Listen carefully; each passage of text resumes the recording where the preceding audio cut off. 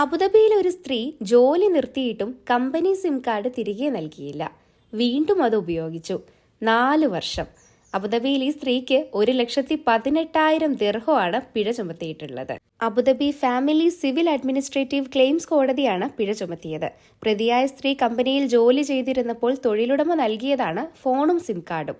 എന്നാൽ ജോലി അവസാനിപ്പിച്ചപ്പോൾ ഈ സ്ത്രീ ഇതൊന്നും തിരികെ നൽകിയില്ല. 4 വർഷം ഈ സിം ഉപയോഗിച്ച് ഫോൺ വിളികൾ നടത്തുകയും ചെയ്തു. ഇതുവഴി 1,18,000 ദിർഹമാണ് സിം കാർഡ് ഉടമയ്ക്ക് ബാധ്യത വന്നത്.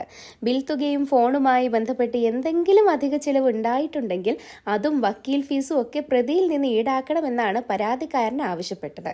ഹർജിക്കാരനുണ്ടായ സാമ്പത്തിക ബാധ്യതയും മാനസിക ബുദ്ധിമുട്ടുകളും ഒക്കെ പ്രത്യേകം പരിഗണിച്ച കോടതി പിഴ അടക്കുന്നതിനൊപ്പം കോടതി ചെലവുകൾ കൂടി പ്രതി നൽകണമെന്നാണ് ഉത്തരവിട്ടിട്ടുള്ളത്.